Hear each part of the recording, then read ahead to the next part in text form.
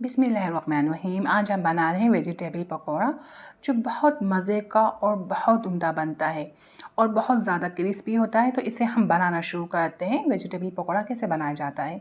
तो इसके लिए हमें प्याज चाहिए 1 अदद, इसे हम बारीक चॉप कर लेंगे। और हरा धनिया लेंगे हम थोड़ा सा, इसे भी हम चॉप कर लेंगे। और ये 3 हरी मिर्चें हैं, इसे मैंने बारीक चॉप की है और इसके सीड मैंने हटा दिए थे। सीड इसलिए हटाए थे ज़्यादा स्पाइसी ना हो जाए। और 1 बड़ा हमने आलू लिया था, इसे हमने कद्दूकश किया है, फिर इसको वॉश कर लिया था। और 1 अदद हमारे पास है शिमला मिर्च, इसे भी हम बारीक चॉप कर लेंगे और इसके बीज हटा देंगे। और थोड़ा सा हरा धनिया, इसे भी बारीक चॉप करेंगे। और इन तमाम सैलेड को हम एक बड़े बाउल में डाल देंगे। अब हम कुछ स्पाइसी भी ऐड करेंगे। तो मैं इस्तेमाल कर रही हूँ दरदरा धनिया, 1/2 टेबल स्पून ऐड कर देंगे। और 1 टीस्पून सुरख मिर्च पाउडर ऐड कर देंगे। आपको बहुत ज़्यादा स्पाइसी खाने हैं तो आप सुरख मिर्च पाउडर ऐड ना करें, आप कुटी हुई मिर्च ऐड कर दीजिए 1 टीस्पून। और अजवाइन 2 पिंच, मीठा सोडा 2 पिंच ऐड कर देंगे। नमक 1 टीस्पून ऐड कर रहे हैं, अपने टेस्ट के मुताबिक ऐड कर सकते हैं। नमक बिल्कुल सेट था, फिक्स नमक था। तो इन स्पाइसी को हम अच्छे से वेजिटेबल में मिक्स कर लेंगे। और मिक्स करने के बाद हम बेसन लेंगे। तो बेसन जितना अच्छा होगा आपका, तो पकोड़े उतने ही मज़े के खुशबूदार बनेंगे। तो ये है चक्की का बेसन, तो हम हाफ़ प्याली ऐड कर देंगे।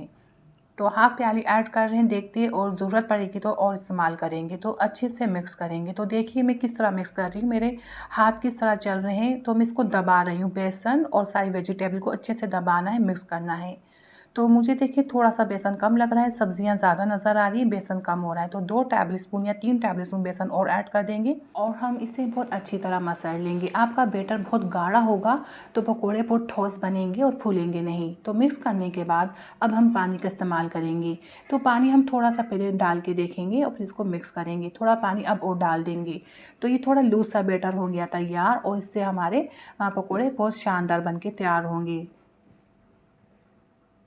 हल्का सा लूज़ बैटर होगा तो पकोड़े क्रिस्पी बनेंगे और ठोस नहीं बनेंगे। तो देखिए इस तरह होना चाहिए, आप देख सकते हैं इस तरह हमें बैटर चाहिए। इस तरह हम उठा के देखेंगे और छोटे सा हम शेप बनाकर डालकर देखेंगे। इसमें ये सिमट के डल रहा है और इस तरह हम देखेंगे। ये देखिए इस तरह ये सेट होके डल रहा है। तो 10 मिनट के लिए मैंने कवर करके रख दिया था। अब हम ऑयल गरम करेंगे हाई फ्लेम में। तो फुल फ्लेम में ऑयल गरम होना चाहिए, ऑयल ठंडा नहीं होना चाहिए। ऑयल जितना अच्छा हम गरम करेंगे तो पकोड़े हमारे उतने अच्छे बनेंगे। बस धुआं नहीं निकलना चाहिए ऑयल में से, बस हॉट गरम होना चाहिए। और हम छोटे छोटे पोर्शन डाल देंगे पकोड़े के, बहुत बड़े साइज़ के नहीं तलेंगे हम। तो मैंने ये सारे पकोड़े डाल दिए थे और हम इसकी जगह अब चेंज कर देंगे। जब कलर आ गया था जब जगह चेंज करेंगे। तो ये मैंने मीडियम आंच की हुई, बहुत हाई आंच नहीं है पर तेज़ आंच है ये, ठीक है।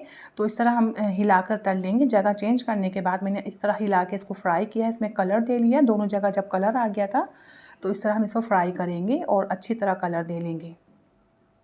तो बस इस तरह ये बहुत अच्छे क्रिस्पी पकोड़े बन के तैयार हो जाएंगे। तो आप लो फ्लेम में तलेंगे तो सारा तेल पी लेंगे पकोड़े। तो हमें हाई फ्लेम में तलने, छोटे छोटे पोर्शन तलेंगे तो बहुत अच्छे क्रिस्पी तलेंगे और जल्दी बन जाएंगे। देखो आप ज़रूर ट्राई करिएगा, आपको ये बहुत पसंद आएगी। तो बहुत क्रिस्पी बनते हैं और वेजिटेबल पकौड़ा तो बहुत मज़ा आ जाता है। तो आप बनाए और एंजॉय कीजिए। अल्लाह हाफिज़।